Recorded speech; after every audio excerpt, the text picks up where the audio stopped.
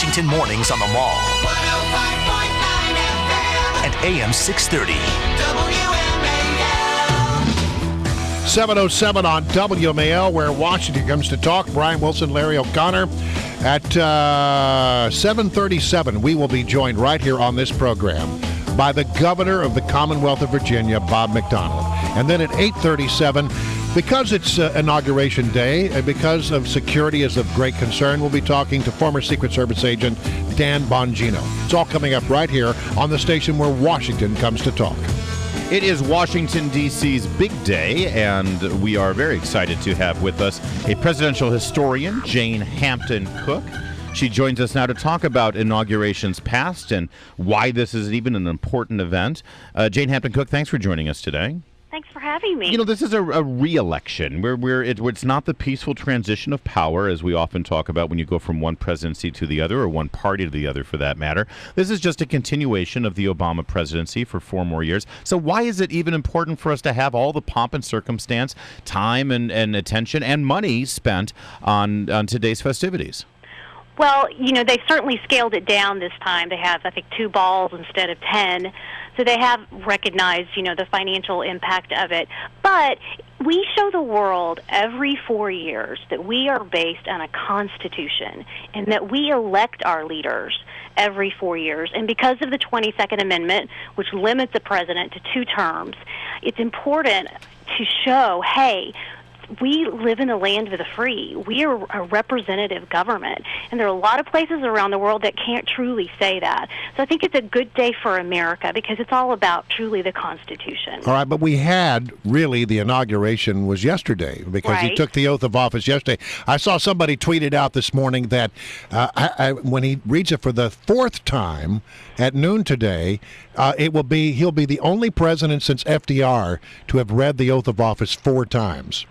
Yes, it's a little fluke now that we have in history. He was only supposed to do it once the first time around, but because there was a little wording issue with Justice Roberts, they repeated it. And then, of course, he has one of the rare moments in presidential history where January 20th falls on a Sunday, and that's when his term expired. But we don't do inaugural ceremonies on Sunday, so that's why we're doing it today. I noticed. It is interesting that I think only 7 presidents have had that happen to them. Wow, I did notice that yesterday the Chief Justice was reading it this time off a card. That's right. He didn't want to make any word mistakes. So. This will be the answer to that trivia question years from now. What do James Monroe, Zachary Taylor, Rutherford B. Hayes, Woodrow Wilson, Dwight Eisenhower, Ronald Reagan, and Barack Obama all have in common? That's right. Those were the ones that had to read it on a Sunday. And I'm reading that, by the way. I'm not nearly as smart as you think I am, Jane Hampton Cook. Jane Hampton Cook, presidential historian, joins us. You know, much is being made of the fact that the president is using the Lincoln Bible. Of course, he's from Illinois, just like President Lincoln, but also, obviously, there's a great legacy there with President Lincoln and the emancipation of the slaves and our first African-American president. It's interesting to me, though, when you look back at all the presidents, the Bibles they chose, and also so many of them have the Bible open to a certain page or a certain verse. President Obama, is he having the Bible open to a verse at all? I am not aware of what his plans are in that specific way. I do know that he's planning on using the Lincoln Bible, and you know that's a symbolic gesture. But one thing I really love about the inauguration is that we do show reverence for God in the ceremony, and I think that that's important too, because you think about it, someone is taking on this enormous power, the President of the United States, and to show some reverence for God is an act of humility. Even though we don't always know everyone's motive, but that's just in itself is a very respectful gesture. Well, yeah, and you talk about a president, the person who has so much power and so much prestige at his hands to humble himself before God. I think that it brings up the words of Abraham Lincoln's second inaugural, which I think many people believe is probably one of the greatest inaugural speeches, and it is completely. I mean, it's one of the most religious speeches that I've ever read, especially coming from a president of the United States, a government official. What do you think amongst the various inaugural speeches, which ones are the most memorable or go down in history as the greatest? I would say Ronald Reagan's first inaugural is one of the best. He showed such a love and reverence even for America. He was giddy even about it. And I think that just poured out onto the American people. There was just a good surge of patriotism because of Ronald Reagan. Probably the speech with the best lines and most memorable quotes is John F. Kennedy's speech. It was just beautifully done. There are a lot of great quotes from that speech that just stand on their own, that don't have to be connected with an inauguration. Let us never negotiate out of fear, but let us never fear to negotiate. Things like that. Those two stand out to me. Yeah. And of course, Lincoln's better, looking to the better angels of our nature. Yes. And his first inaugural was really moving. You mentioned the Reagan first inaugural as being a good one. The second one, though, was. Boy, it was a bad one.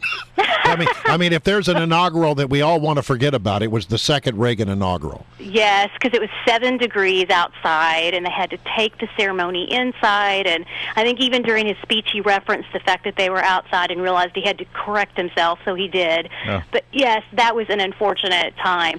But one of the other really bad ice storms that took place with William Howard Taft in 1909. I remember he didn't want to be president. He wanted to be on the Supreme Court.